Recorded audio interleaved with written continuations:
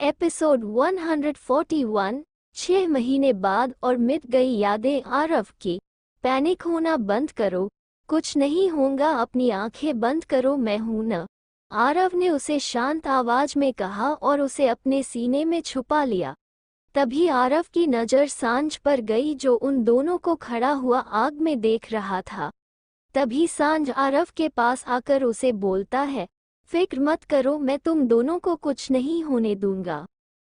वही ये सुनकर आरव को सांझ पर गुस्सा आ रहा था, लेकिन वो कुछ नहीं कहता है। तभी आरव को कुछ आवाज आती है जिससे वो अपना सर ऊपर की तरफ देखता है तो एक पॉल जो उसके ऊपर गिरने ही लगा था, जिसे देखकर आरव की आंखें बड़ी बड़ी हो जाती है।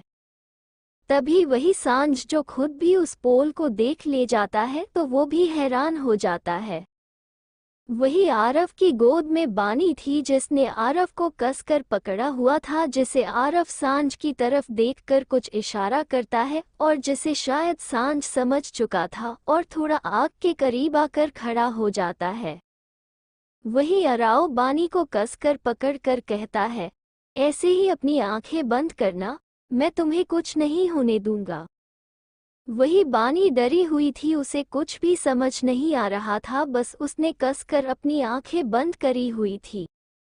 वही आरव एक नज़र सांझ को देखता है जो उसे देखकर अपना सर हिला देता है, जिससे आरव बानी को अपनी गोद में देखकर थोड़ा ऊंचा कर उसे उछाल कर आग के बीच में से सांझ की गोद में शिफ्ट कर देता है, जिससे बानी डर से अपनी आंखें खोल देती है तो वो सांझ की गोद में थी और कुछ समझ पाती तभी ऊपर से वो पोल आवाज के साथ गिर जाता है, जिसे देखकर बानी सांझ की गोद से उतरकर आरव के पास जाने लगती है, जिसे सांझ पकड़ लेता है और वही वो पॉल सीधा आरव के सर पे आकर जोर से गिर जाता है और वो बानी को सांझ के साथ देखकर वही आग के बीच में बेहोश हो जाता है।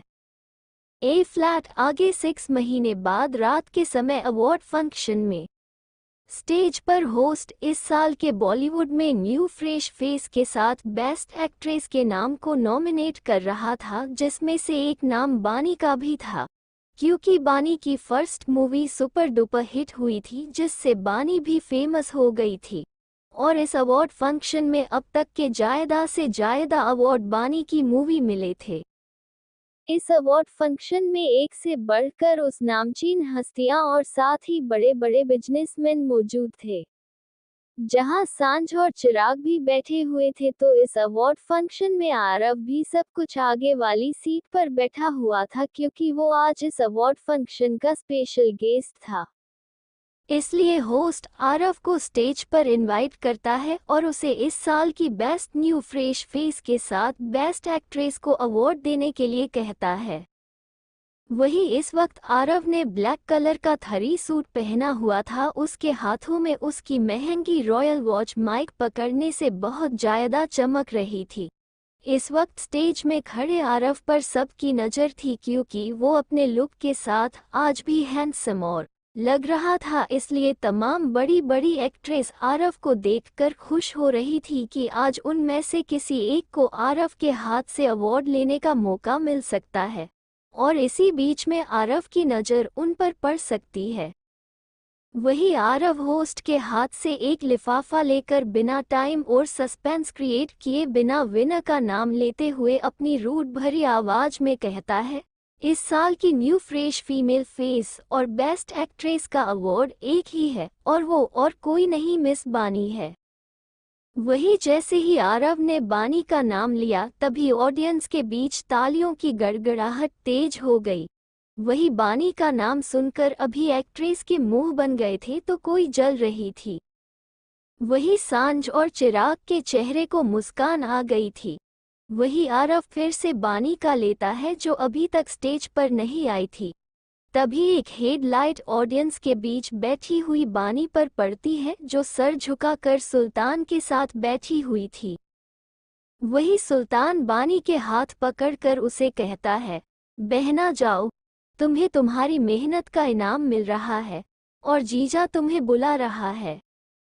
जिससे बानी अपनी नम आंखों से सुल्तान को देखकर कहती है, नहीं, मैं नहीं जाऊंगी क्योंकि मैं उनसे नाराज हूँ। वही ये सुनकर सुल्तान कुछ कहता कि तभी सांझ आकर बानी से कहता है, बानी क्या कर रही हो, चलो भी। कहकर सांझ खुद बानी का हाथ पकड़कर उसे अपने साथ स्टेज पर लेकर जाने लगता है। वही स्टेज पर खड़ा हुआ आरव उन दोनों को आते हुए देख रहा था। बानी गोल्डन कलर का लॉन्ग ऑफ शोल्डर गाउन पहना हुआ था और अपने पूरे बालों को ढीला सा बन बनिया हुआ था और कानों में बानी ने छोटे छोटे गोल्ड डायमंड के टॉप्स पहने हुए थे और चेहरे पर आज भी बानी ने मेकअप किया हुआ था जिससे बानी और भी ज्यादा खूबसूरत लग रही थी। सांझ बानी को स्टेज की सीढ़ियों के पास जाकर छोड़कर बोलता है, जाओ, जिससे बानी हाँ मैं सर हिला देती है और फिर आरव को देखकर मुंह बना लेती है, लेकिन तभी देखती है कि कैमरेमैन का पूरा फोकस उस पर है जिससे बानी आरव को देखकर मुस्कुराती हुई स्टेज पर आ जाती है जहां आरव उसे कब से घूर रहा था। लेकिन तभी होस्ट आरव बानी को अवार्ड देने के लिए कहता है, जिससे आरव बानी के हाथ में अवार्ड दे देता है और वही बानी मुस्करा कर आरव से थैंक यू बोलकर अच्छे से अवार्ड ले लेती है। तभी होस्ट बानी को उसे अपनी इस कामयाबी के लिए कुछ कहने के लिए कहता है। वही ये सुनकर बानी माइक में अपने अवार्ड के लिए सभी लोगों के साथ शेयर करके उन्हें थैंक यू कहती है और फिर आरव को देखकर सभी से कहती है, मैं आज यहाँ पर जिस इंसान की वजह से हूँ उसे मैं जितनी बार थैंक यू कहूँ वो कम है और मैं अपनी ये जीत बस उसी के साथ शेयर करना चाहती हूँ। थैंक यू आप सभी का। कुछ देर बाद पार्किंग एरिया में बानी आरव की कार के पास खड़ी हुई थी। तभी आरव अपने गार्ड्स के साथ आता है और बानी को एक नज़र देखकर अपनी कार में बैठकर वहां से अपने गार्ड्स के साथ चला जाता है, जिसे देखकर बानी को जितना रोना आ रहा था उतना ही गुस्सा। तभी उसके पीछे पीछे से आकर सुल्तान बानी के पास आकर कहता है, तुम यहाँ क्या कर रही हो बहना, चलो अब हमें घर चलना चाहिए। बड़े भैया, मैं बॉस को बहुत ज़्यादा मिस कर रही हूँ, वो मुझे आज भी इग्नोर कर रहे हैं, मुझसे और बर्दाश्त नहीं हो रहा है। क्या उन्हें समझ में नहीं आता है कि मैं उनकी वाइफ हूँ? 6 महीने हो चुके हैं, क्या अभी तक उन्हें याद नहीं आया कि मैं कौन हूँ? कहते हुए बानी रोने लगी, जिसे देखकर सुल्तान बानी के आंसू को साफ करते हुए कहता है, बहना तुम्हें कभी भी चाह कर भी इग्नोर नहीं कर सकता है, लेकिन तुम जानती हो न वो तुम्हें भूल गया है, उसकी जिंदगी से तुम्हारी यादें मिट गई, जीजा अपनी यादाश्त भूल गया है।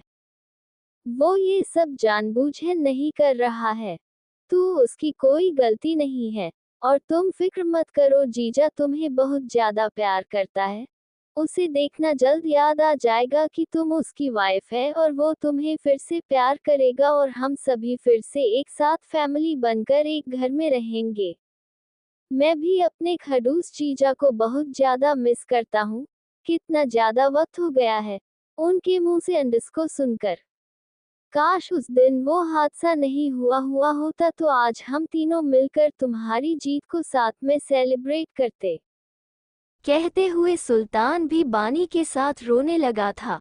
अब आगे फ्लैशबैक 6 months अगो, सिटी हॉस्पिटल मुंबई। आरव को हॉस्पिटल में लेकर लाया गया था क्योंकि सेट पर आग को बुझा दिया गया था, लेकिन आरव बेहोश था और पॉल आरव के सर पर लगने से काफी हद तक चोट लगी थी, जिससे आरव पिछले 4 महीने से हॉस्पिटल में एडमिट था। क्योंकि एक बड़े ऑपरेशन के बाद आरव को होश नहीं आया था, जिससे बानी बहुत परेशान थी क्योंकि डॉक्टर का कहना था कि आरव कोमा में जा चुका है, जिसे होश कब आएगा उसका डॉक्टर्स को भी कोई आइडिया नहीं था। आरव अभी भी बानी के सामने कोमा में बेड पे लेटा हुआ था, जिसे बानी देख रही थी। बानी आरव के माथे पर हाथ फेर कर कहती है, बॉस आप कब तक ऐसे सोने वाले हैं? खुद तो आप मजे से इस हॉस्पिटल में सो रहे हैं और मुझे हमारे रूम में अकेला सोना पड़ रहा है। प्लीज जल्दी से उठ जाइए, मुझे आपके साथ पहले की तरह लड़ाई करनी है और बहुत कुछ बताना है। आपको पता है मेरी मूवी भी रिलीज हो गई है और सभी को मेरी एक्टिंग और काम पसंद आया है। मीडिया वाले सभी मेरे काम की तारीफ और मेरे इंटरव्यू लेते हैं, और हाँ, अब तो मेरी फ़ोटो भी आपकी तरह हर न्यूज़पेपर और मैगनीज में मेरी बड़ी सी फ़ोटो फ्रंट पेज पर आती है। और आपको पता है, मैंने वो सीन बिल्कुल भी नहीं किया जिसकी वजह से आप इस हालत में हैं, और अब मैं वो काम बिल्कुल भी नहीं करूँगी जिसके लिए आप मुझे मना करेंगे, क्योंकि आप सही कहते हो और मैं आपकी बात न मानकर हमेशा गड़बड़ करती हूँ। लेकिन आगे से ऐसा कुछ भी नहीं करूँगी, सच्ची। प्लीज़ अब आप उठ जाइए न। कहते हुए बानी आरव के साथ उसके बेड पे आकर आरव के पास लेट गई और आरव के सीने पर अपना सर रखकर अपनी आंखें बंद कर देती है, जिससे बानी की बंद आंखों से आंसू की बूंद गिरकर गालों में आ जाती है। वही बानी ऐसे ही आरव से रोज बातें करती थी और रोज आरव के साथ ऐसे ही बेड पे सोती थी, इस उम्मीद से आरव आज नहीं तो कल जरूर उठ जाएगा। वही बानी इस वक्त खुराना मेंशन में आई थी, लेकिन तभी उसे हॉस्पिटल से फोन आता है कि आरव को होश आ गया है, जिससे बानी खुशी से वापस हॉस्पिटल की तरफ भागने लगती है, जिसको ऐसे भागते हुए देखकर सुल्तान बानी के पीछे जाने लगता है, क्योंकि वो जानता था कि आरव इस वक्त कोमा में है और बानी इस वक्त आरव के लिए कितना ज्यादा परेशान और उसके बिना कितनी जायाहट है। बानी हॉस्पिटल में आकर भागते हुए आरव के रूम में दौड़ लगा देती है और जैसे ही रूम में आती है तो देखती है कि आरव को होश आ गया है और वो डॉक्टर से कुछ बात कर रहा है। और वही वीर भी आरव से बात कर रहा था। आरव को देखकर बानी के कदम रुक जाते हैं और बानी धीरे धीरे कदम लेकर मुश्किल से अब आरव के पास रोते हुए जाने लगती है, लेकिन जैसे ही आरव के नजदीक भी जा पाती तभी वीर एकदम से बानी का हाथ पकड़कर उसे रूम से बाहर लेकर चला जाता है, जिसकी इस हरकत से बानी वीर से अपना हाथ छुटाकर कहती है, आप क्या कर रहे हैं और मुझे रूम से बाहर लेकर क्यों आ गए? मुझे बॉस से मिलना है, बॉस भी तो मेरा वेट कर रहे होंगे। अगर मैं उनसे नहीं मिली तो बॉस मुझसे गुस्सा हो जाएंगे। मुझे जाना चाहिए उनके पास।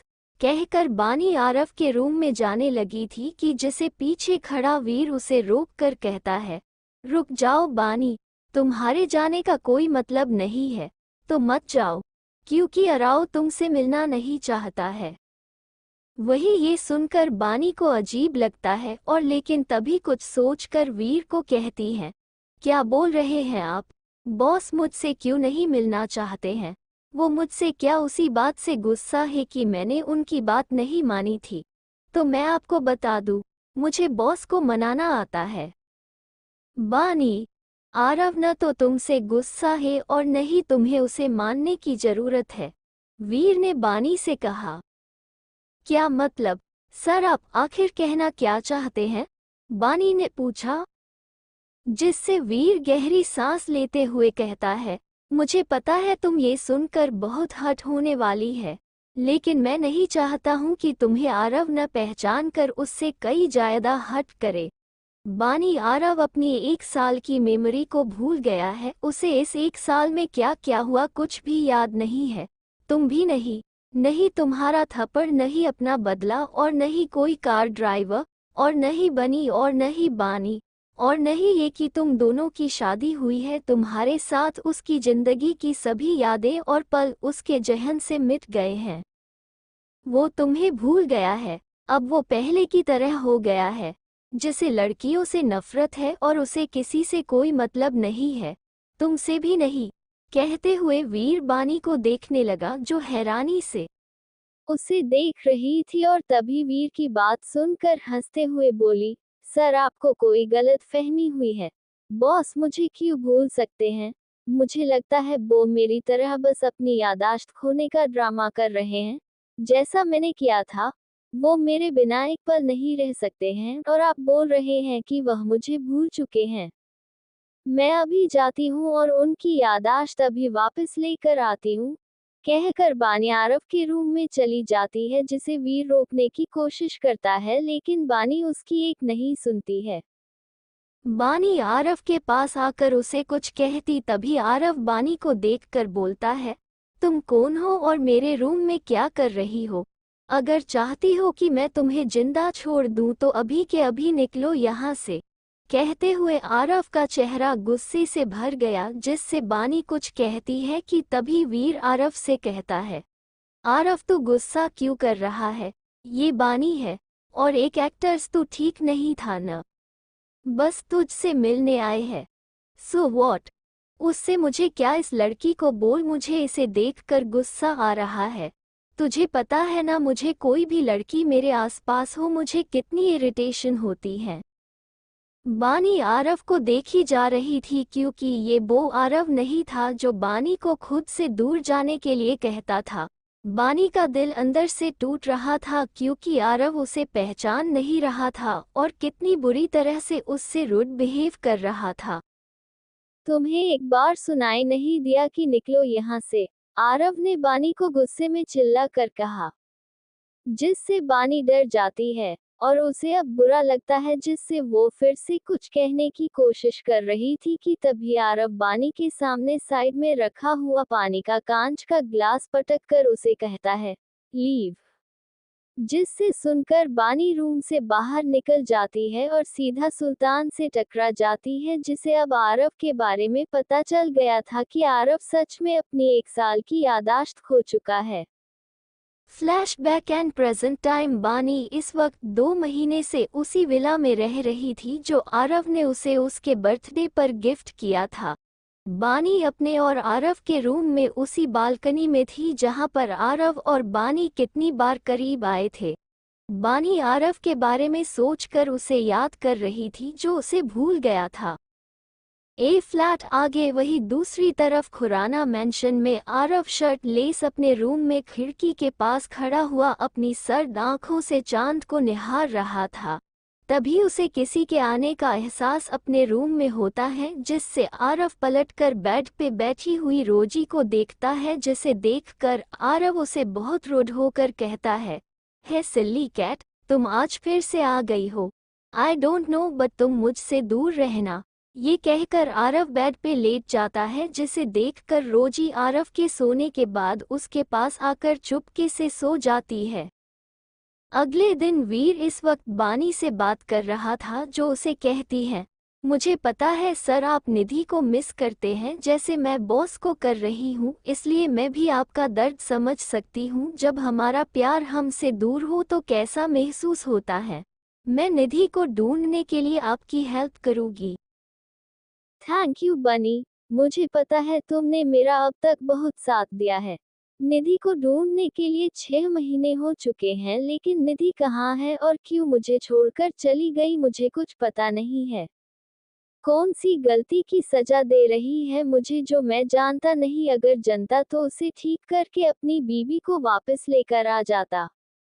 खैर मुझे तो पता नहीं कब मेरा प्यार मिलेगा, लेकिन अब तुम्हें तो तुम्हारा प्यार मिल जाएगा, वीर ने फोन पर बानी से कहा।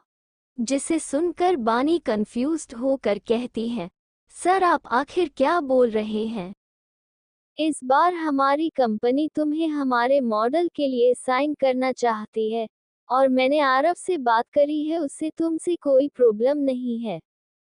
तो ये एक अच्छा मौका है तुम्हारे पास कि तुम आरव के सामने उसे देख सकती हो और फिर से उसके दिल में बसे हुए प्यार को अपने लिए जगा सकती हो। वही ये सुनकर बानी को सच में एक उम्मीद नजर आ रही थी, लेकिन तभी कुछ सोच कर कहती है, कहीं इस बार भी उन्होंने मुझे इग्नोर कर दिया तो मुझे जितना बुरा लगेगा उतना ही बॉस के ऊपर गुस्सा आएगा, इसलिए कोई फायदा नहीं है। वैसे भी मुझे पता चला है कि आजकल वो किसी रोमा नाम की लड़की के साथ कुछ जायदा दिखाई दे रहे हैं, तो मतलब यही है न कि बॉस सच में मुझे क्या अपना प्यार भी भूल गए हैं। इसलिए मैंने सोच लिया है जिस दिन सर को सब कुछ याद आएगा मैं उन्हें उतना ही तड़पाऊंगी जितना वो मुझे इग्नोर करके किसी और के साथ घूम रहे हैं, चुन चुन कर बदला लूंगी। वही ये सुनकर वीर हंसते हुए बोला, बानी आरव की लाइफ में तुम्हारे अलावा कोई लड़की नहीं है और न ही कभी कोई आ सकती है। और रही बात रोमा की तो वो बस आरव की बिजनेस पार्टनर है और मुझे नहीं लगता है कि आरव को उस पर कोई इंटरेस्ट भी होता। आगे होता तो ये बात मुझे अच्छे से पता होती। और तुम भी कुछ गलत मत सोचो और हाँ, चुपचाप हमारे प्रपोजल को एक्सेप्ट कर देना, क्योंकि मैं तुम्हें और आरव को एक साथ देखना चाहता हूँ। अच्छा, अब मैं बाद में बात करूँगा, कहकर वीर कॉल कट कर देता है और तभी अपने टेबल पर रखी हुई निधि की एक फोटो को देखकर बोलता है, बीवी 6 महीने हो गए हैं, तुम मेरा बिना सांस भी कैसे ले पा रही हो? और यहाँ पर मैं रोज तुम्हारे बिना मर रहा हूँ। तुम खुद तो चली गई और साथ में मेरी सांसें और दिल की धड़कन को लेकर चली गई। एक बार ये भी नहीं सोचा कि तुम्हारा पागल पति तुम्हारे बिना कैसे रहेगा, कैसे बिस्तर पर तुम्हारी खुशबू के बिना सोएगा। तुम्हारा एहसास मुझे चाहिए होता है, लेकिन न तुम हो और न ही तुम्हारा एहसास। Why did you do all this? वही बानी रेडी होकर अपने रूम से जैसे ही बाहर निकल कर आती है, तभी सुल्तान उसे देखकर बोलता है, बहना नीचे सांझ आया है और वो मुझे बिल्कुल भी पसंद नहीं है। मुझे ऐसा लगता है कि वो मेरे जीजा की जगह लेने की कोशिश कर रहा है, तो तुम उसे समझा दो। मेरा जीजा इस दुनिया में सिर्फ एक इंसान है और मुझे अब उसकी आदत है और वो बस आरव खुराना है। सुल्तान की बात सुनकर बानी गहरी सांस लेते हुए बोली, बड़े भैया, सांझ बस मेरा दोस्त है और उसे पहले से पता है कि मैं आरव खुराना की वाइफ हूँ, तो वह मेरे बारे में वैसा कुछ नहीं सोचता है। आप खामखा बेचारे के बारे में गलत सोच रहे हैं और इस वक्त बॉस की तारीफ करके मुझे गुस्सा दिला रहे हैं। अगर आपको अपने जीजा की इतना ही प्यार है तो जाकर उन्हें कहो कि यहाँ पर और उनकी वाइफ रहती है तो वो दूसरी लड़कियों के साथ घूमना फिरना बंद कर दे, कहकर बानी वहाँ से चली जाती है। जिसके बाद सुल्तान ऊपर से नीचे हॉल पर बैठे हुए सांझ को घूर कर देख कर बोलता है, बहना तुम कुछ भी इस सांझ के बारे में अच्छा कह लो, लेकिन मुझे अब इसके इरादे बिल्कुल ठीक नहीं लगते हैं। तुम वो देख नहीं पा रही हो जो मुझे साफ साफ नजर आ रहा है कि सांझ तुम्हें फिर से पाने की कोशिश कर रहा है। इसे अच्छे से पता है कि जीजा तो तुम्हें भूल चुका है और वो अब उसे नहीं रोक सकता है, इसलिए इसके पास मौका अच्छा है तुम्हें अपना बनना का। लेकिन ये मुझे भूल गया है कि मैं कौन हूँ। भले ही आरव खुराना मेरी बहन के साथ नहीं है, लेकिन मैं अपनी बहन के साथ हूँ। ऐसे भी कोई भी मेरी बहना का मासूमियत और विश्वास का कोई भी फायदा नहीं उठा सकते हैं। सुल्तान ने सांझ को घूर कर देखकर कहा, जो अब बानी के साथ हंसते हुए बात कर रहा था। तभी सुल्तान खुद भी नीचे हॉल में आकर बानी के साथ बैठ जाता है और बानी को कुछ काम से वहां से जाने के लिए बोल देता है, जिससे सुल्तान बानी के जाने के बाद सांझ को देखकर बोलता है, तुम रोज रोज मेरी बहना के घर मुंह उठाकर क्यों चले आते हो? मेरी बहन मैरिड है, भूलो मत। सांझ कपूर। वही सुल्तान की बात में एक वार्निंग थी जो सांझ समझ चुका था, जिसे समझकर सांझ उसे देखकर मुस्करा कर कहता है, भुला तो मैं आज तक नहीं हूँ कि बानी को मैं आरव से पहले पसंद करता था और आगे आरव बीच में न आया हुआ होता तो आज बानी मेरी होती। और तुम क्या बानी को अब मैरिड बोल रहे हो? तुम्हें दिखाई नहीं दे रहा है कि आरव खुराना बानी को अब जनता तक नहीं है और न ही अब उसे कभी एक्सेप्ट करेगा, क्योंकि उसकी याददाश्त कभी भी वापस नहीं आने वाली। और बानी बेचारी कब तक आरव का इंतजार करेगी कि आरव उसे एक्सेप्ट करेगा और उसे फिर से प्यार करेगा।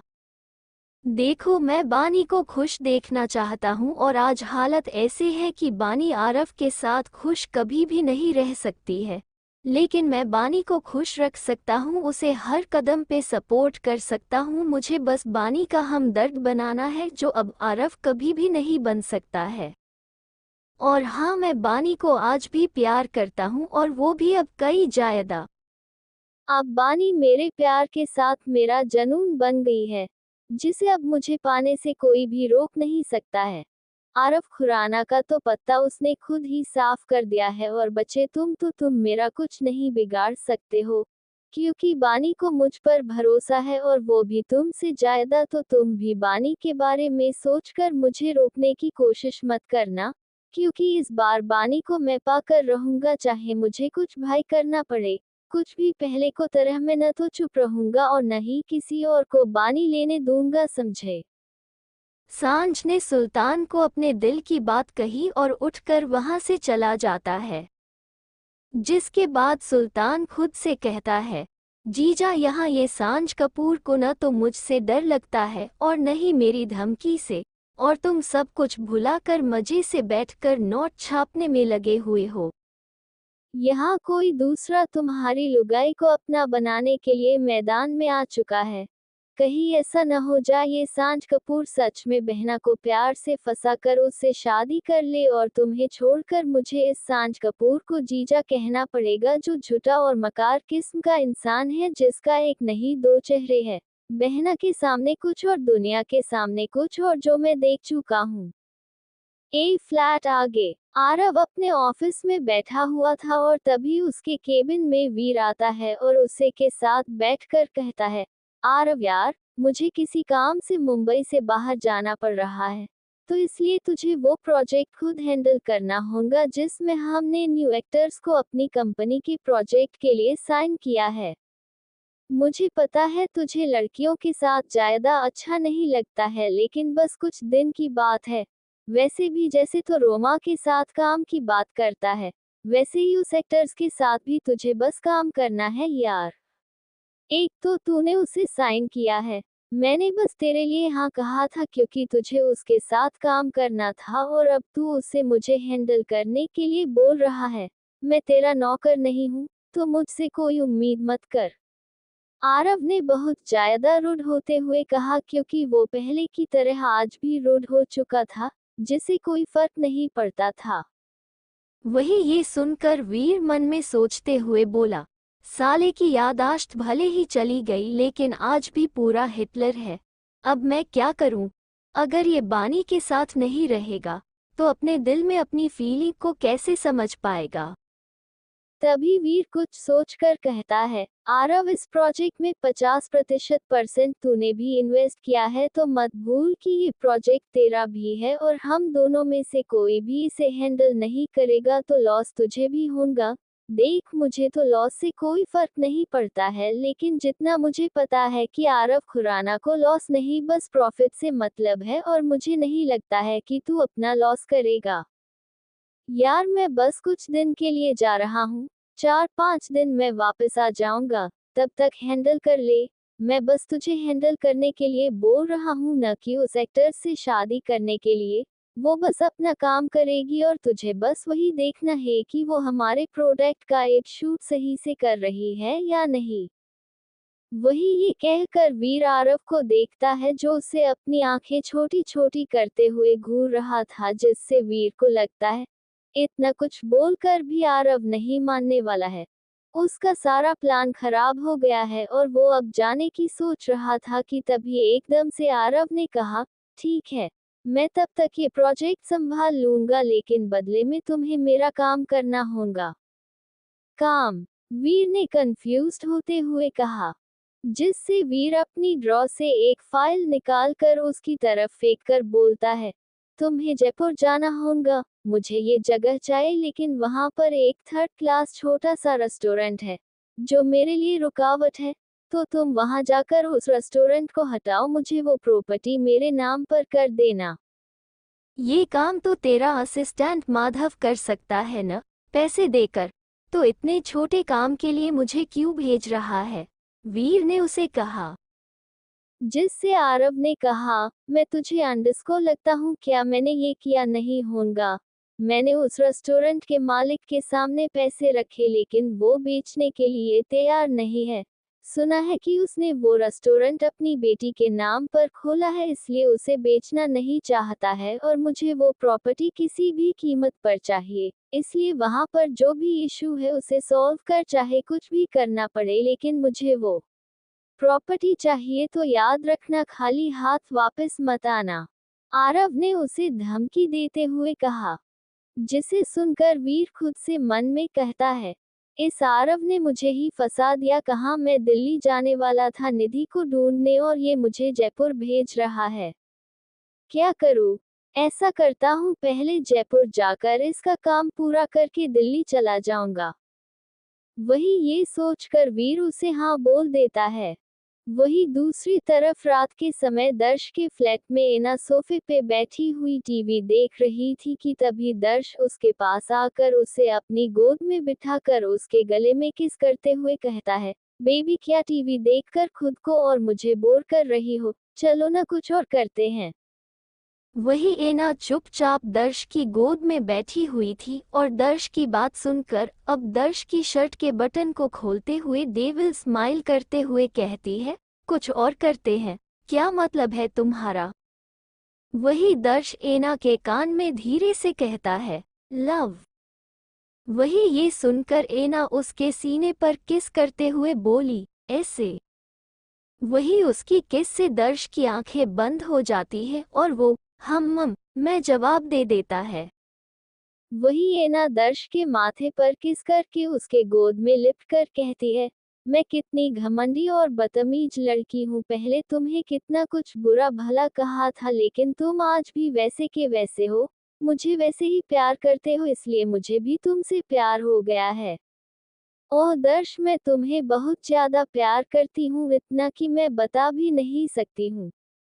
वही ये सुनकर दर्श उसे अपनी गोद में उठाकर बेडरूम में बेड पे लिटाकर अपनी शर्ट को निकाल कर उसके ऊपर आते हुए कहता है, तो बेबी बिना कुछ बोलकर तुम मुझे अच्छे से बता सकती हो कि तुम मुझे कितना ज्यादा प्यार करती हो।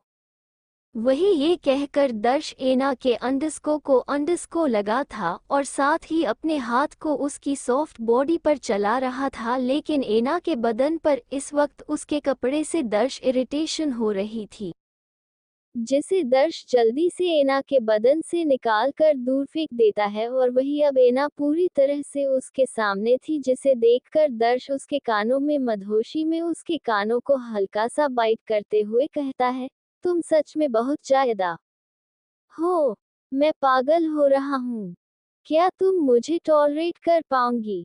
वही ये सुन एना कुछ कहती तभी उसके मुंह से सिसकी निकल जाती है और वो देखती है कि दर्श उसके सीने को किस कर रहा है और साथ में उसे प्रेस कर रहा है। वही दर्श कुछ ही देर में एना के अंदर समा जाता है और वही एना दर्श को महसूस करके अपनी आंखें कसकर बंद कर देती है, जिससे उसकी आंखें से आंसू की लकीर बहने लगी थी। उसे दर्द हो रहा था लेकिन फिर भी वो दर्श को इस दर्द में महसूस कर रही थी और तभी कुछ देर बाद एना अपनी आंखें खोलकर दर्श को देखकर स्माइल करती है, जिससे दर्श उसके सीने को सहलाते हुए उसे कहता है, अब तुम्हें भी अच्छा लग रहा है ना? वही ये सुनकर एना कुछ नहीं कहती है, बस दर्श को महसूस कर रही थी, क्योंकि अब उसे अपनी दिल की फीलिंग समझ आ गई थी कि वो दर्श है जो उसे प्यार करता है, जिसके साथ वो खुश रह सकती है। वीर उसके लिए कभी बना ही नहीं था। क्लब में आरव इस वक्त क्लब में सबसे अलग होकर ऊपर वाले फ्लो पर बैठा हुआ ड्रिंक कर रहा था और वहीं से नीचे वाले फ्लो पर डांस करते हुए लोगों को देख रहा था। तभी वहां पर एक लड़का आता है जिसने ड्राइवर की यूनिफॉर्म को पहना था, जिसे देखकर आरव, जिसने ज्यादा ड्रिंक कर ली थी, वो मुस्कुराते हुए उस लड़के से कहता है, बनी, तुम मुझे लेने आए हो? वही आरव ने बनी कहा, जिसे सुनकर उस लड़के के सॉफ्ट अंडस्को पर मुस्कान आ गई, क्योंकि वो और कोई नहीं बानी थी, जो इस समय आरव के सामने बनी बनकर ड्राइवर की यूनिफॉर्म पहनकर खड़ी हुई थी। आरव ने फिर से क्लब जाना शुरू कर दिया था, जो वो बानी से मिलने से पहले जाया करता था, और क्लब में जाकर हमेशा की तरह कुछ ज्यादा ड्रिंक कर लेता था, जिसके पास बानी आती थी और वो भी बनी बनकर, और आरव को कुछ पता नहीं चलता था। वही अब बानी आरव को पकड़कर मुश्किल से आरव की कार के पास लाती है। वही आरव का कार ड्राइवर, जो पहले से वहां खड़ा हुआ था, जो बानी को अच्छे से जानता था, जिसे देखकर वो बानी को कार की चाबी देकर वहां से चला जाता है। वही बानी आरव को कार में पीछे वाली सीट पर बिठा देती है और खुद आगे वाली सीट, ड्राइविंग सीट में कार में आकर बैठ जाती है। कार के फ्रंट मिरर से बानी आरव को देखती है, जो नशे में उसी का नाम बड़बड़ा रहा था, जिसे देखकर बानी मुंह बनाकर कहती है, नशे में तो इन्हें सब याद आ जाता है कि मैं बनी थी इनकी कार ड्राइवर, बस ये याद नहीं आता है कि मैं इनकी वाइफ भी हूँ। खड़ूस कहकर बानी कार स्टार्ट कर देती है और आरव को लेकर खुराना मैंशन पहुंच जाती है और आरव को लेकर रूम में आ जाती है, जो नशे में चुपचाप बानी के साथ चल रहा था। बानी आरव का कोट और उसकी शर्ट उतार देती है, जिसे आरव बिल्कुल भी नहीं रोकता है और वही अब अभी उसके जूते उतार कर उसे बेड पे लिटा देती है और फिर झुककर आरव के माथे पर किस करके उसे रोते हुए देखने लगी और रोते हुए आरव से कहती है, कब तक मुझे आपसे दूर रहना पड़ेगा बॉस? क्यों आप मुझे याद नहीं कर सकते हैं कि मैं कौन हूँ? वही आरव नशे में था, उसे बानी की बात समझ में नहीं आ रही थी, लेकिन बानी की आंखें में आंसू देखकर वो बानी को पकड़कर अपने ऊपर गिरा देता है और उसे नशे में कहता है, बानी तुम फिर से क्यों रो रहे हो? तुम रोते हुए मुझे अच्छे नहीं लगते हो, तो प्लीज रोना बंद करो। वही ये सुनकर बानी आरव को देखकर मुस्करा कर अपने आंसू रोककर उसे कहती है, क्या आपको मेरी परवाह है बॉस? हाँ, तुम मुझे बहुत पसंद हो, आरव ने उसके चेहरे को देखकर नशे में कहा। वही बानी अभी आरव के ऊपर थी, जिसे आरव ने कमर से पकड़ कर रखा हुआ था, जिससे बानी का चेहरा आरव के करीब था। बानी आरव को देखकर कहती है, लेकिन आपको मैं कितनी पसंद क्यों हूँ? क्योंकि तुम मेरी हो। कौन हो तुम? मैं तुम्हें जानता हूँ लेकिन पहचान नहीं पा रहा हूँ। पर मुझे तुम चाहिए, मुझे छोड़कर मत जाना। मैं तुम्हारे साथ रहना चाहता हूँ, आरव ने बानी से कहा। जिसे सुनकर बानी आरव को कहती है, एक दिन आप मुझे जरूर पहचान लेंगे बॉस, फिर मैं क्या, आप खुद मुझे खुद से दूर जाने नहीं देंगे, फिर हम साथ होंगे। ये कहकर बानी आरव के अंडस्को पर किस करने लगी थी, जिसमें आरव भी बानी को किस करता है और बानी को पकड़कर अपने नीचे कर देता है, जिससे बानी आरव के गले में अपने दोनों हाथों को डालकर अपने करीब खींच लेती है और उसे किस करने लगी थी। और वही नशे में आरव को कोई होश नहीं था कि वह क्या कर रहा है, कि कौन है उसके सामने। तभी आरव बानी के यूनिफॉर्म के बटन को खोलकर उसके उभारों को अपने हाथों से सहलाने लगा था, जिससे बानी के मुंह से सिसकी निकल रही है। वही आरव बानी के कॉलर बोन को किस कर रहा था, साथ ही उसके हाथ उसके उभार पर थे, जिसे वो कई बार प्रेस कर चुका था। आरव नशे में बेकाबू हो रहा था, तो वही बानी मदहोशी में काबू से बाहर थी। वो आरव की पीठ पर अपने नाभि को धंस रही थी।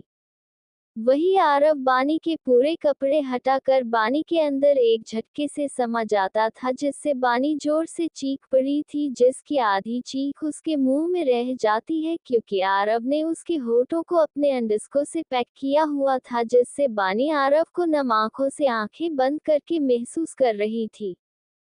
तभी कुछ देर बाद आरव की आंखें भारी होने लगी थी, जिससे वो हल्का सा बानी का पसीने से भीगा हुआ गुलाबी चेहरा देखता है, जिससे आरव बानी के माथे को चूमकर बानी से अलग होकर साइड में पेट के बल गिर जाता है, जिससे बानी आरव की तरफ देखती है और फिर दीवार से लागी वॉल को, जिस पर रात 3 बज चुके थे, जिसे देखकर बानी मुश्किल से चादर को अपने सीने लपेटकर फर्श पर से अपने कपड़े उठा लेती वॉशरूम में भाग जाती है और वॉशरूम में जैसे ही मिरर के सामने अपनी यूनिफॉर्म को पहन रही थी, तभी बानी की नज़र अपने कॉलर बोन और शोल्डर और सीने पर जाती है, जिस पर बहुत सारे की थे, जिसे देखकर बानी खुद से कहती है, पहले मुझे बहुत गुस्सा आता था आपकी इस हरकत पर, लेकिन आज ये मुझे एहसास दिलाती है कि आप अभी भी मुझे पहले की तरह प्यार करते हैं। ये निशान मेरे लिए बहुत ज्यादा कीमती है। वही अब बानी यूनिफॉर्म पहनकर रूम में आ जाती है और आरव को बेड पे देखती है, जो पेट के बल सोया हुआ था, जिसे बानी सही से ब्लैंकेट से कवर कर लेती है और आरव के बालों को सहलाकर खुद से कहती है, मुझे पता है सुबह आपको मैं याद नहीं रहूंगी और न ही ये रात, पर मैं फिर से इसी रात का इंतजार करूंगी, पर अभी मुझे जाना होगा। कहकर बानी नम आंखों से वहां से चली जाती है और विला में आ जाती है और अपने रूम में चली जाती है, जिसके बाद एक पोल के पीछे छुपा हुआ सुल्तान बाहर निकल कर आता है और बानी को रूम में जाकर देखकर खुद से कहता है, जीजा एक बार तेरी यादाश्त वापस आ जाए तब तुझे अच्छे से सबक सिखाऊंगा। तुझे रोज रात को अपनी वाइफ चाहिए लेकिन सुबह होते हुए उसे भूल जाता है। मैं ये सब नहीं चाहता हूँ लेकिन बहना अपनी खुशी से तेरे पास आती है, इसलिए बहना को कुछ नहीं कह सकता हूँ लेकिन तुझसे हिसाब जरूर लूंगा। अगली सुबह खुराना मैंशन आरव की नींद अपने आप खुल जाती है और वो अपने बिस्तर को देखता है जहाँ पर चादर में सिलवटें थी, जिसे देखकर आरव फिर अपने आप को देखता है जो सिर्फ बिना कपड़े के था, जिसे देखकर आरव अपनी आंखें कसकर बंद कर देता है, क्योंकि ये आरव ने अपनी ये हालत को पहली बार नहीं देखा था। आज से पहले भी वो अपने रूम और खुद की हालत से वाकिफ था, लेकिन ये सब कैसे हुआ था उसे आज तक पता नहीं चल पाता था। लेकिन तभी आरव को अपने बदन और बिस्तर से एक अलग ही खुशबू आती है जिसे वो जानता था लेकिन पहचान नहीं पा रहा था कि ये खुशबू किसकी है। तभी आरव बिस्तर से उतरकर अपनी कमर पर टॉवल लपेट कर वॉशरूम में शावर के नीचे खड़ा हो जाता है और तभी आरव अपने गीले बालों पर हाथ फेर कर खुद से कहता है, मैं आज भी उसे पकड़ नहीं पाया, आखिर वो कौन है। आरव जिसे बस ये बात पता थी कि जब भी वो ज्यादा ड्रिंक करता था तो कोई है जो कोई उसके करीब आता था, शायद वो भी खुद को नशे में रोक नहीं पाता था, इसलिए उसकी हालत ऐसी थी। वही अब आरव अपने न्यू प्रोजेक्ट पर काम शुरू कर देता है जो कि वीर का था, जिसमें बानी को उन्होंने साइन किया था।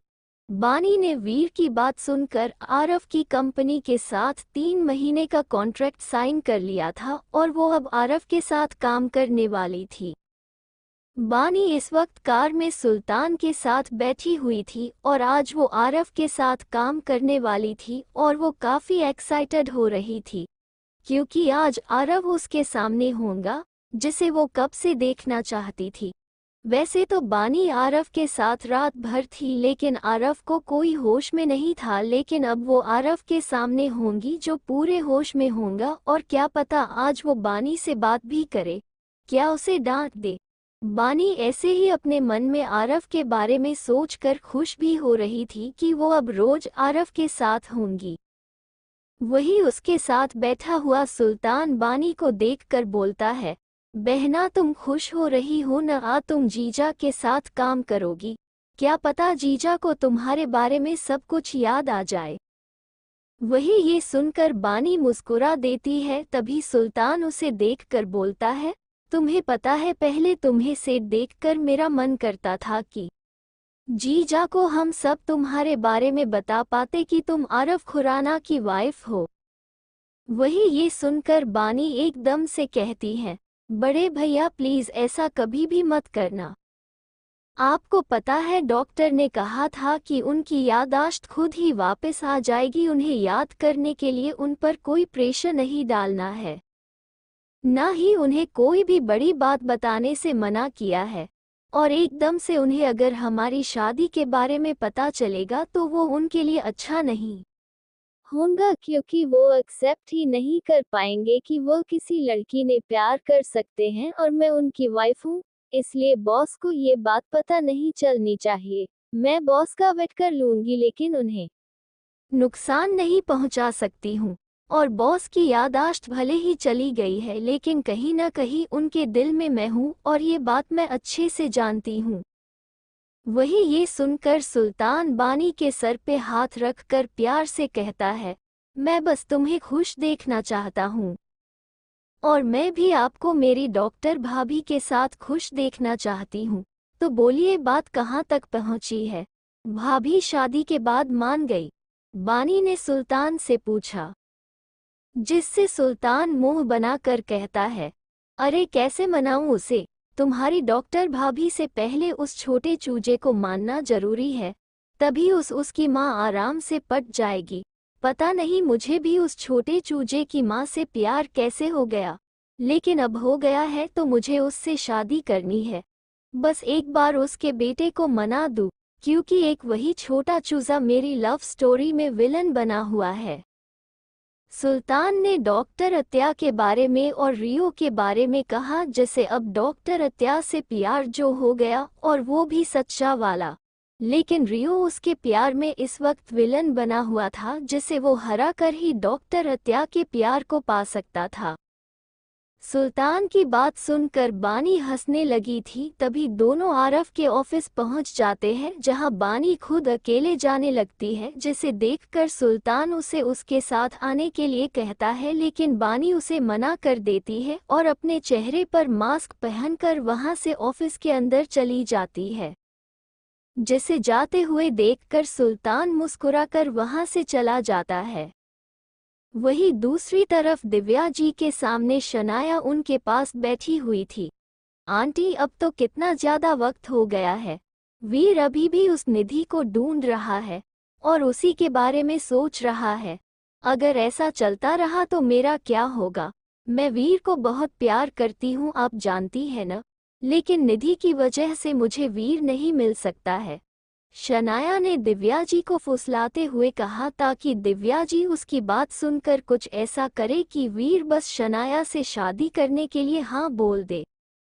शनाया की बात सुनकर दिव्या जी ने कहा, शनाया बेटा, तुम फिक्र क्यों करती हो। वीर तुम्हारा है, और रही बात उस निधि की, तो वो अब कभी भी मेरे बेटे की जिंदगी में खुद वापस नहीं आएगी, क्योंकि उसे हमने जो दिखाया है, बेचारी अभी तक उसी पर विश्वास करके वीर से दूर है और अब कभी भी वापस आने की कोशिश भी नहीं करेगी। मैं भी चाहती हूँ कि तुम मेरे घर की बहू बनो, क्योंकि तुम ही मेरी बहू बनने के लायक हो और मेरे बेटे के साथ तुम बिल्कुल परफेक्ट लगती हो। बस थोड़ा सब्र करो, मैं कुछ भी करके वीर को बुजुर्ग मोशन लव ब्लैकमेल करके ऐसा दाव खेलूंगी कि वीर तुमसे शादी करेगा। क्या सच में आंटी, वीर से मेरी शादी होगी? मैं बहुत खुश हूँ। आप सच है बहुत ज्यादा अच्छी हो। शनाया ने खुश होते हुए दिव्या जी से कहा, जो उसे देखकर खुद भी खुश हो गई थी। और वो दोनों खुश हो रहे थे कि तभी वीर दिव्या जी के पास आकर उन्हें कहता है, मॉम, मैं कुछ दिनों के लिए सिटी से बाहर जा रहा हूँ, तो मैं कब वापस आऊँगा अभी पता नहीं है। कहते हुए वीर वहां से चला जाता है, लेकिन एक बार भी वीर ने शनाया की तरफ नजर उठाकर नहीं देखा था, जो उसे अपनी चाहत भरी नजरों से निहार रही थी। ए फ्लैट आगे मास्क पहने हुए बानी आरफ के ऑफिस में आ रही थी कि तभी एक लड़की से टकरा जाती है, जिसकी वजह से बानी गिरते हुए बची थी, लेकिन वो लड़की खुद बानी के सामने नीचे गिर गई थी, जिसे बानी उठाने के लिए अपना हाथ बढ़ा पाती। तभी वो लड़की खुद उठकर बानी पर भड़क कर उसे कहती है, दिखाई नहीं दिया था तुम्हें कि मैं सामने से आ रही हूँ और तुमने मुझे गिरा दिया। वही ये सब कुछ बानी हैरान हो गई थी, क्योंकि बानी की इसमें कोई गलती नहीं थी। उल्टा वो लड़की खुद आकर बानी से टकराई, जिससे बानी उसे कहती है, मैंने कुछ नहीं किया है, तुम अपनी गलती से गिरी हो और बिल मुझ पर फाड़ रही हो। क्या कहा तुमने कि मेरी गलती है? वैसे तुम हो कौन और इस ऑफिस में क्या कर रही हो? जानती नहीं हो कोई भी इस ऑफिस में नहीं आ सकता है। उस लड़की ने बानी से कहा, क्योंकि वो बानी को मास्क की वजह से पहचान नहीं पा रही थी। वही बानी को अब लड़की बिल्कुल भी पसंद नहीं आ रही थी, क्योंकि वो बहुत ज्यादा बदतमीज तरीके से उससे बात कर रही थी। वही बानी उसे देखकर कहती है, मैं जो कोई भी हूँ वो तुम्हारा जानना जरूरी नहीं है। अपने काम से मतलब रखो और अब मेरे रास्ते से हटो। एक्सक्यूज मी, मैं इस कंपनी के बॉस की बिजनेस पार्टनर हूँ। मेरा नाम रोमा भारद्वाज है और तुम मुझे से इस तरीके से बिल्कुल भी बात नहीं कर सकती हो। रोमा ने अपना इंट्रो बानी से कराते हुए कहा कि वो कौन है। वही अब रोना का नाम सुनकर बानी रोमा को ऊपर से नीचे तक देखती है, जिससे कपड़े के नाम पर एक मिनी ड्रेस पहनी हुई थी और देखने में वो ठीक ठाक थी, लेकिन अब रोमा को देखकर बानी के हाथों की मुट्ठी कस जाती है, क्योंकि आजकल आरव के बारे में रोमा के साथ उसकी गर्लफ्रेंड होने की अफवाह फैली हुई थी। हाँ, बानी को अच्छे से पता था कि ऐसा कुछ भी नहीं है, लेकिन आरव के साथ रोमा का नाम जो जोड़ा जा रहा था उससे बानी का भी खोल रहा था। तभी बानी रोमा को देखकर कहती है, तुम रोमा हुआ हो या सोया हुआ कोमा, मुझे तुमसे कोई लेना देना नहीं है, क्योंकि तुम मुझसे कभी भी जीत नहीं सकती हो। इसलिए अच्छा होगा जहाँ हो वहीं रहो। अगर ज्यादा आगे बढ़ने की कोशिश करी तो मुझे तुम्हें खुद पटक कर नीचे लाना होगा।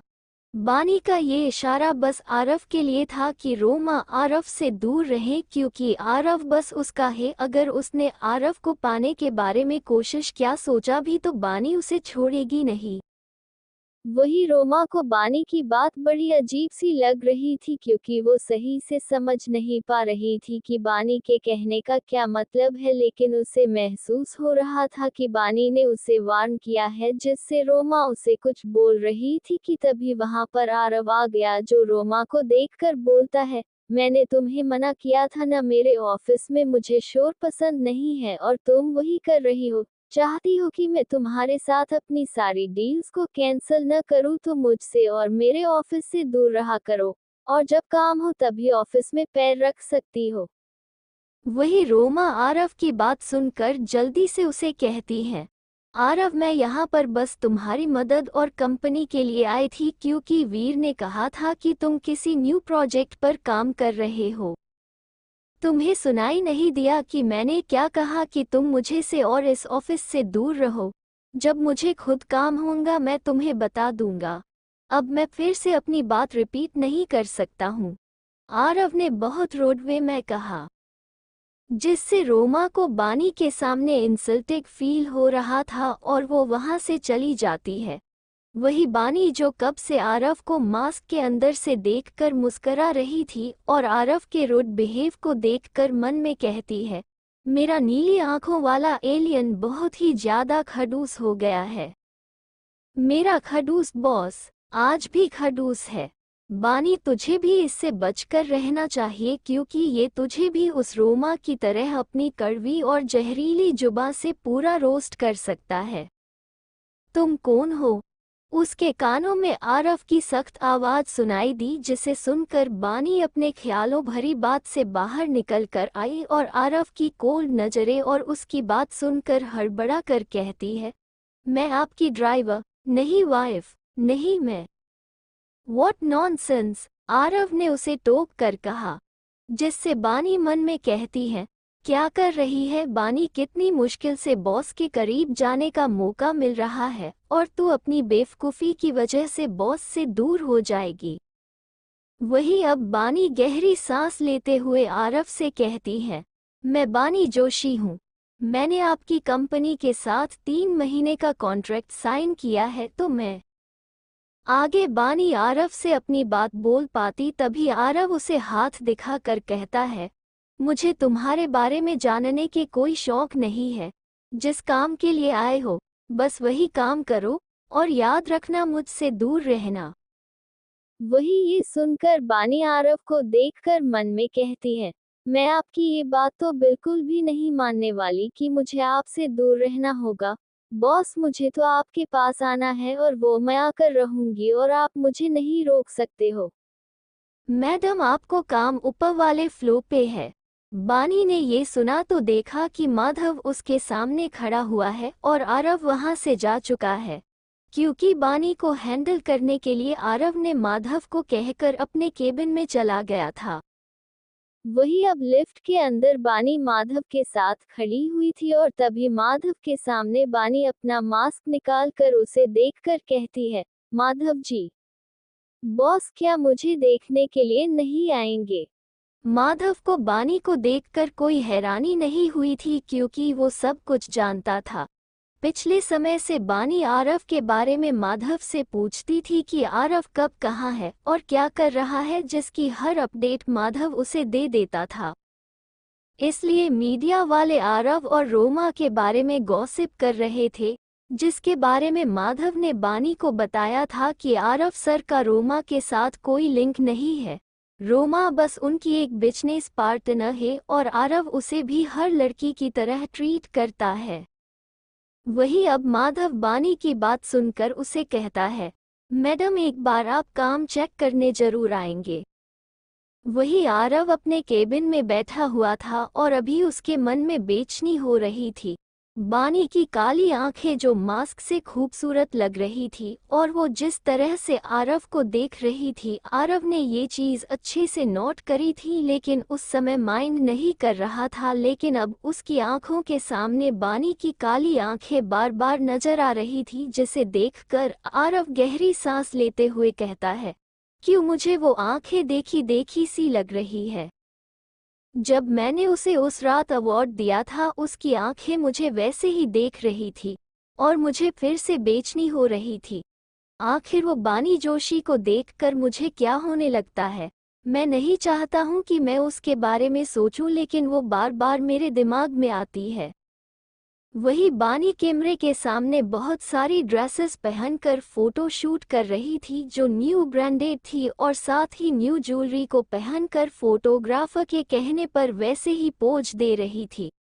फिलहाल बानी ने रेड कलर की हैवी साड़ी पहनी थी जिसका ब्लाउज पूरा गोल्ड और हाफ स्लीव और बेक लेस था।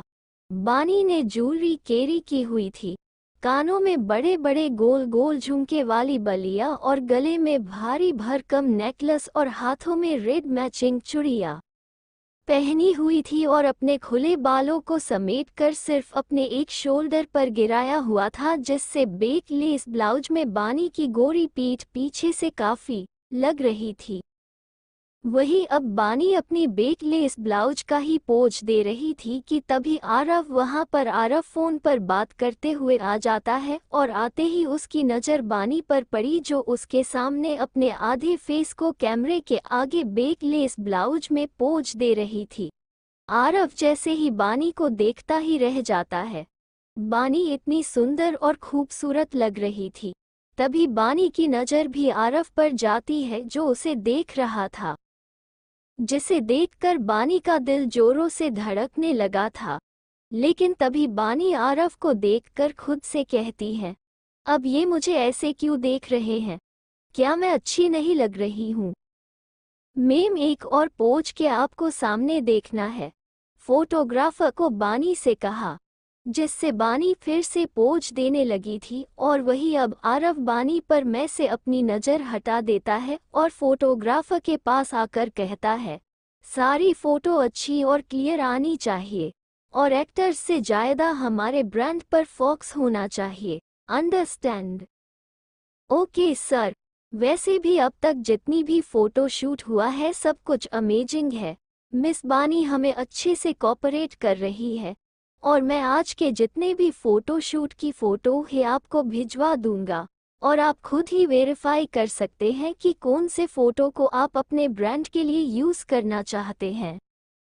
फोटोग्राफर ने आरव से कहा, जिससे आरव हाँ मैं सर हिला देता है और वहाँ से जाने लगता है कि तभी बानी उसके सामने आकर खड़ी हो जाती है, जिसे आरव एक नज़र देखता है और फिर वहां से जाने लगता है, जिससे बानी उसे रोक कर कहती है, बॉस। वही ये सुनकर आरव बानी को घूर कर देखकर बोलता है, मैंने कहा था ना, बस अपने काम से मतलब रखो, मुझसे दूर रहना वरना। आगे आरव अपनी बात पूरी बोल पाता तभी बानी मुंह बनाकर कहती है, मुझे अच्छे से पता है, वरना आप मुझे जान से मार देंगे। लेकिन मैं कोई आपसे चिपकने नहीं रही हूँ, बल्कि ये कहने आई हूँ कि मैं अब आपके लिए काम कर रही हूँ तो आपका भी फर्ज बनता है ना, आपको मुझे मेरे काम की तारीफ करनी चाहिए ताकि मुझे भी अच्छा लगे। वही बानी की बकवास बातें सुनकर उसे देखकर बड़े रूड में बोलता है, वेस्ट ऑफ टाइम, और ये कहकर वहां से चला जाता है। जिसकी बात सुनकर बानी का मुंह खुला का खुला रह जाता है। लेकिन तभी बानी को आरव की बात पर गुस्सा आता है और वो खुद से कहती है, क्या कहा मैं इन्हें वेस्ट ऑफ टाइम लगती हूँ? बॉस, आप तो पहले से भी ज्यादा बुरे और बदतमीज हो गए। पहले बस जान से मारने की धमकी देकर डरा देते थे, लेकिन वेस्ट ऑफ टाइम बोलकर मेरी इंसल्ट तो नहीं करते। मैं आपसे बात नहीं करूंगी। भाड़ में जाओ आप। वही दूसरी तरफ हॉस्पिटल में सुल्तान घूरकर अपने सामने बैठे हुए रियो को घूर रहा था, जो उसे खुद भी वैसे ही घूर रहा था। तभी सुल्तान ने टेबल पर रियो के सामने दो रख कर बोलता है, एक बार सोच लो, मेरी तरह स्मार्ट डेट तुम्हें गूगल सर्च करने पर भी नहीं मिल सकता है। पर मुझे आप बिल्कुल पसंद नहीं है। आप पूरे अंडरस्को हो और मुझे अपनी मॉम के लिए अंडरस्को हस्बैंड और अपने लिए अंडरस्को डेट बिल्कुल नहीं चाहिए। रियो ने उसकी तरफ करते हुए कहा, जिसे देखकर और उसकी बात सुनकर सुल्तान उसे चीर से कहता है, तुम्हारी प्रॉब्लम क्या है रियो? वही ये सुनकर रियो कहता है, प्रॉब्लम आप है। आप क्यों मेरी मोम के पीछे पड़े हुए हैं जो आपको लाइक नहीं करती है और कितनी बार आपको रिजेक्ट कर चुकी है। लेकिन आप कितने ज़्यादा चिपकू और अंडरस्को इंसान हैं कि बाज नहीं आते हैं और आज फिर से आ गए मॉम को इम्प्रेस करने के लिए। तो मैं तुम्हारी मॉम को प्यार करता हूँ, इसमें गलत क्या है? और प्यार में सब जायज होता है। बार बार प्रोपोज करना भी। तुम्हें प्यार का जादू पता नहीं है। और अपनी मॉम को पाटने में मेरी हेल्प कर दो। बाद में जब तुम फ्यूचर में बड़े होंगे तो मैं तुम्हारी हेल्प करूँगा तुम्हारी गर्लफ्रेंड को पाटने में। सुल्तान ने उसे कहा, आप मुझसे डील करने की कोशिश कर रहे हैं, तो मैं आपको बता दूं कि मुझे आपकी डील और हेल्प लेने की कोई ज़रूरत नहीं है क्योंकि मैं आपकी तरह अंडरस्को नहीं हूँ। फ्यूचर में मेरे पास इतना दिमाग है कि मैं अपनी गर्लफ्रेंड को कैसे पटा सकता हूँ। रियो ने एटीट्यूड में कहा, जिसे देखकर सुल्तान उसे चीर से कहता है, तुम जो मर्जी कह लो, लेकिन मैं तुम्हारी मॉम को बहुत ज़्यादा प्यार करता हूँ और मैं उससे शादी करके तुम्हारा डेट जरूर बन कर रहूँगा। अंकल, अभी दिन हो रहा है और मॉम कहती है हम ड्रीम रात को देखते हैं, लेकिन आप तो दिन में देख रहे हो। रियो ने हंसते हुए कहा, जिससे सुल्तान उसे घूरते हुए कहता है, तुम मुझे पर हंस रहे हो, मैं सुल्तान हूँ। तो मैं क्या करूँ? मुझे आप बिल्कुल पसंद नहीं है, रियो ने उसे जवाब देते हुए कहा। जिसे सुनकर सुल्तान उसे कुछ कहता, तभी वहां पर अत्या आते हुए सुल्तान को देखकर कहती है, तुम फिर से आ गए। वही अत्या को देखकर सुल्तान के चेहरे पर मुस्कान आ गई थी और वो मुस्कुरा कर कहता है, हेलो अत्या जी। सुल्तान को देखकर अत्या अपने दोनों हाथों को सीने से बांधकर घूर रहा कहती है, अब तुम मेरे केबिन से खुद जा रहे हो या सिक्योरिटी को बुलाना होगा मुझे? वही ये सुनकर सुल्तान ने उसे कहा, अत्या जी, मैं तो यहाँ आपसे मिलने आया हूँ और आप मुझे जाने के लिए बोल रही है। चलिए न, हम कुछ बातें कर लेते हैं अकेले में। मेरी मोम आपके साथ कोई बात नहीं करना चाहती है, तो आपको यहाँ से जाना चाहिए अंकल। रियो ने सुल्तान के सामने अत्या का पकड़कर उसे घूरते हुए कहा, जिससे सुल्तान ने उसे देखते हुए चीर कर कहा, छोटे चूजे, मैं अत्याजी बात कर रहा हूं न, तो तुम चुप रहो। डोंट कॉल मी छोटा चूजा, रियो ने दांत पीसते हुए कहा। जिससे सुल्तान उसकी हाइट को देखकर बोलता है, जो है वो तो मैं कहूंगा, तुम छोटे चूंजे हो। मॉम, रियो ने गुस्से में रोते हुए कहा। जिसे सुनकर अत्या रियो को अपनी गोद में उठाकर उसे अपने सीने लगाकर सुल्तान पर नाराज होते हुए कहा, पता नहीं तुम्हारी मेरे बेटे से क्या दुश्मनी है, तुम्हारी वजह से वो रो रहा है।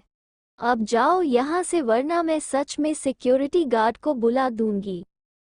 वही सुल्तान मुंह बनाकर खुद से कहता है, इस छोटे चूजे का हर बार का ड्रामा है, मैं थोड़ा सच बोल दूं तो रोने लग जाता है, कहकर वहां से निकल जाता है। जिसके बाद रियो अपना सर अत्या के सीने से बाहर निकालकर उसे देखकर रोते हुए आंसू को बहाकर बोलता है, मॉम, मुझे वो अंडरस्को अंकल बिल्कुल पसंद नहीं है, आप उनसे शादी मत करना, मुझे उन्हें अपना डेट नहीं बनाना है। वही ये सुनकर अत्या रियो को प्यार से उसकी आंखों से आंसू की अपने हाथों से पोंछ कर कहती है, अब चुप हो जाओ, मैं किसी से शादी नहीं करने वाली, क्योंकि मैं अपने बेटे के साथ बहुत खुश हूँ। चलो अब स्माइल करो। वही कुछ देर बाद में अत्या रियो की पीठ प्यार थपथपा रही थी, क्योंकि रियो उसकी गोद में सो गया था। तभी उसे सोते हुए देखकर अत्या रियो को अपने केबिन में एक छोटे से रूम में बने हुए बेड पर लिटा देती है और ब्लैंकेट से कवर करके रियो के माथे पर किस करते हुए वापस अपने केबिन में आ जाती है, तो सामने बैठे हुए सुल्तान को देखकर घूरने लगी, जो उसे देखकर मुस्करा रहा था। अत्या सुल्तान के पास आकर उसे गुस्से में कुछ कहती, तभी सुल्तान उठकर उसके मुंह पर हाथ रख कर धीरे से कहता है, शांत रहिए अत्या जी, वरना छोटा चूजा जो मुश्किल से सो गया है फिर से उठ जाएगा और हम दोनों को डिस्टर्ब करेगा। वही ये सुनकर अत्या उसका हाथ अपने मुंह से हटाकर उसे धीरे से गुस्से में कहती है, अपनी बकवास बंद करो और निकलो मेरे केबिन से।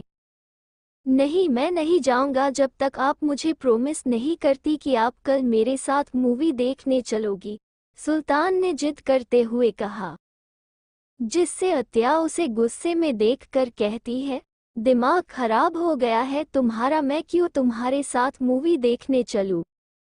क्योंकि मुझे आपके साथ टाइम स्पेंड करना है, तभी तो आप मुझे समझ पाएगी कि मैं आपके लिए परफेक्ट हूँ, सुल्तान ने अपना कोट सही करते हुए कहा।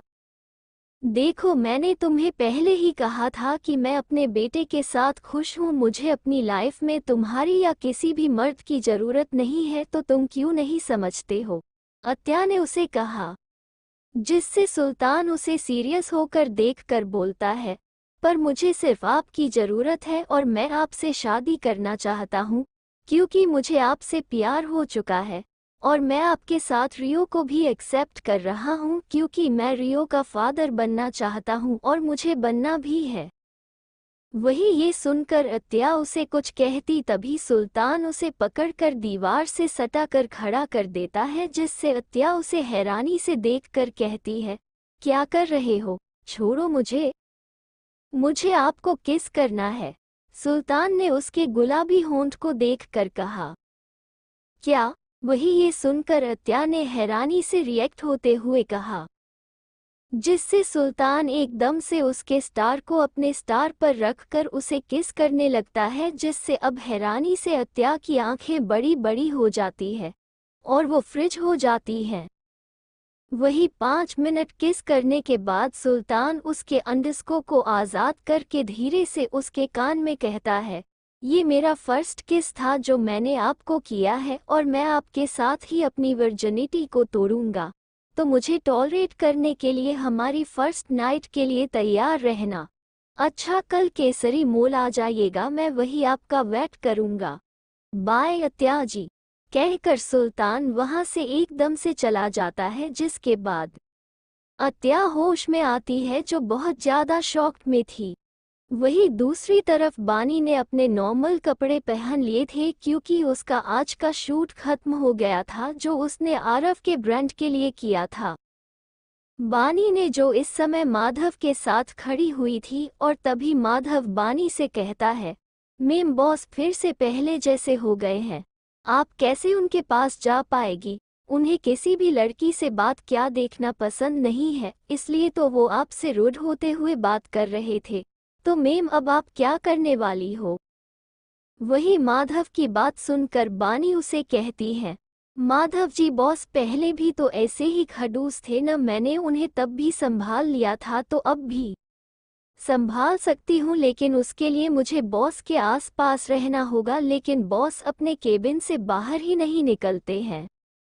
वही ये सुनकर माधव कहता है, आप एक काम कर सकती है जिससे बॉस आपके आसपास रहेंगे। वही ये सुनकर बानी कंफ्यूज्ड होकर उसे देखकर बोली, कैसे? वही माधव उसे देखकर बोलता है, बस कल के शूट में आपको अच्छे से नहीं करना पड़ेगा, ताकि बॉस को आप पर गुस्सा आए और वो आप पर नज़र रखकर आपसे सही से काम करवाए। To be continued. अब आगे शाम के समय आरव पार्किंग में अपनी कार में बैठा हुआ था, जहां कार ड्राइवर पार्किंग एरिया से कार बाहर निकाल रहा है। हालांकि बारिश होना एकदम पर शुरू हो गई थी, जिससे आरव कोई फर्क नहीं पड़ता था। लेकिन तभी आरव की नज़र ऑफिस के बाहर खड़ी हुई बानी पर गई, जो बारिश से भीगने से बचने की कोशिश कर रही थी। इस वक्त बानी ने अपने पर्स को अपने सर पर रखा हुआ था। बानी को देखकर आरव वही कार रोकने के लिए बोल देता है और वही दूर से आरव कार में बैठा हुआ बानी को देख रहा था। पता नहीं पर उसे बानी को देखकर कुछ तो होता था, तो जो वो समझ नहीं पा रहा था, इसलिए बानी को इग्नोर करने की कोशिश कर रहा था, लेकिन कर नहीं पा रहा था क्योंकि उसकी नज़र बानी पर ही थी। वही बानी बार बार अपना फोन देखकर कहती है, बानी क्या करती हैं? फोन की बैटरी को चार्ज नहीं कर सकती थी। अब हो गया न स्विच ऑफ। किस्मत ही खराब है। न तो फोन करके कोई कार बुला सकती हूँ और न ही लिफ्ट ले सकती हूँ, और ऊपर से ये बारिश, पता नहीं आज मेरे साथ सब बुरा बुरा क्यों हो रही है। मैं पूरी भीग चुकी हूँ। आसपास भी कोई टैक्सी भी नजर नहीं आ रही है। वही बारिश तेज होने से अब बानी पूरी भीग चुकी थी और इसलिए काफी चिड़ी हुई लग रही थी, जिसे दूर देखकर आरव भी नोट कर रहा था।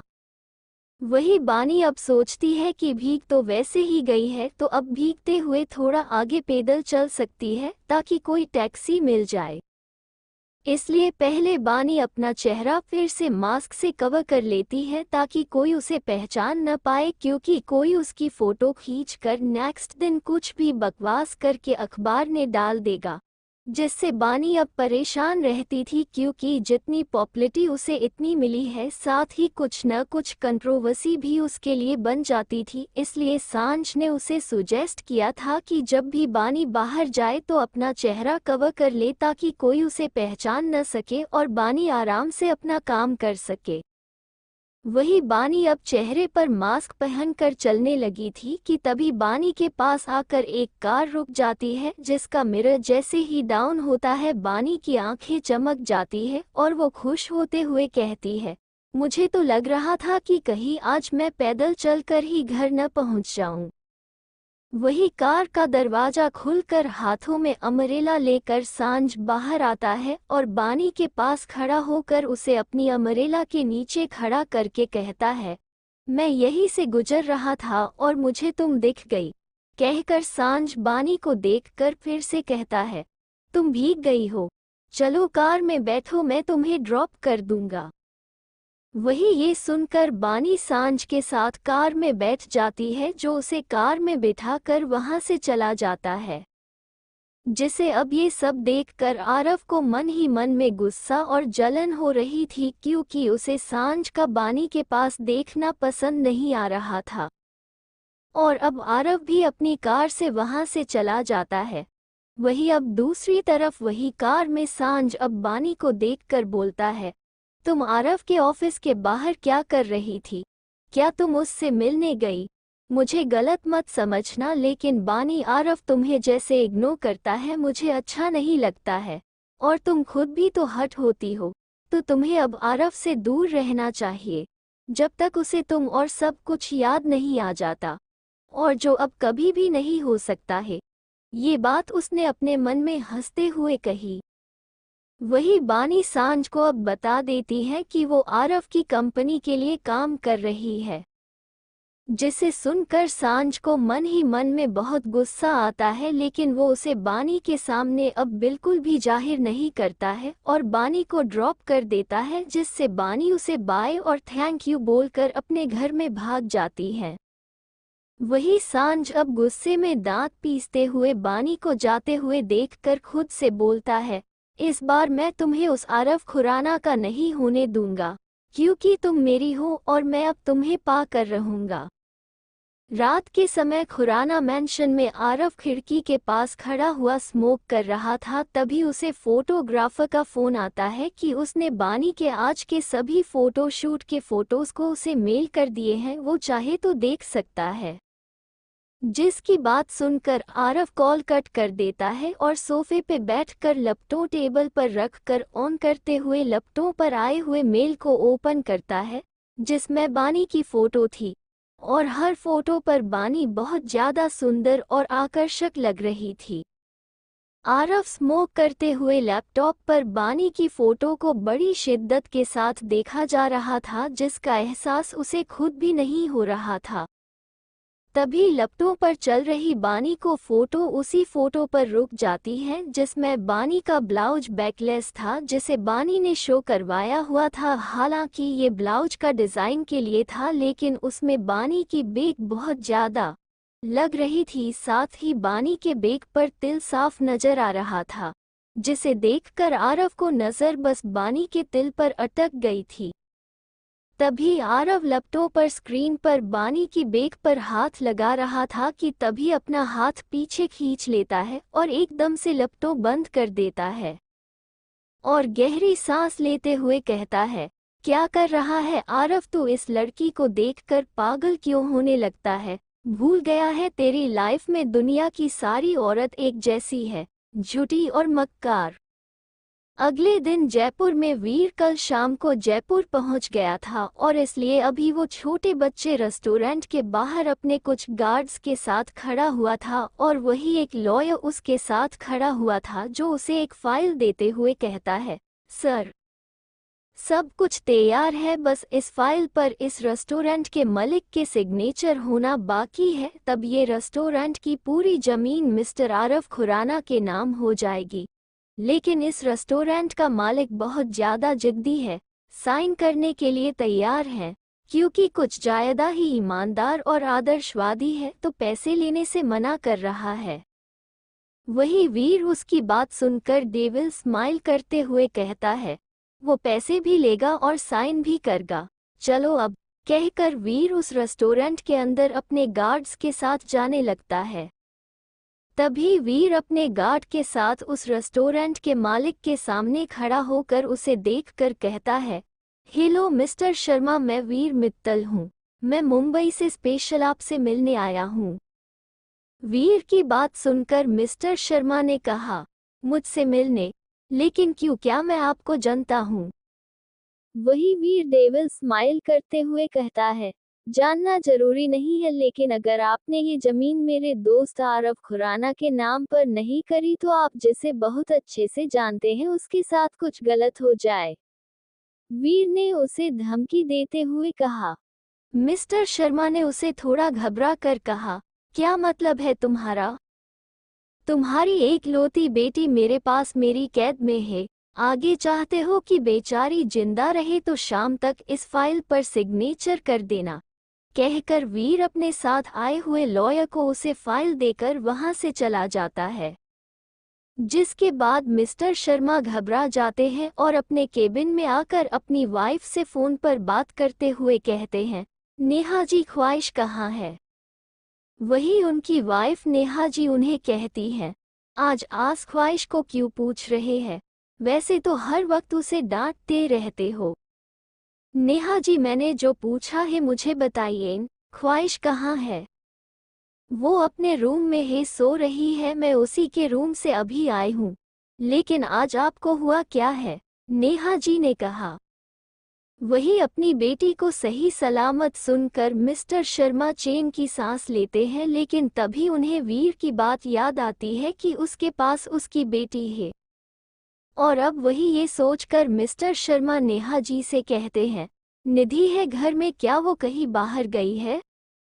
मिस्टर शर्मा ने फिर से परेशान मैं नेहा जी से पूछा, क्योंकि निधि उनकी बेटी की दोस्त थी जो पिछले 6 महीने से उनके घर में उनकी बेटी बनकर रह रही थी, जिसे मिस्टर शर्मा और नेहा जी अपनी बेटी ख्वाहिश की तरह समझते थे।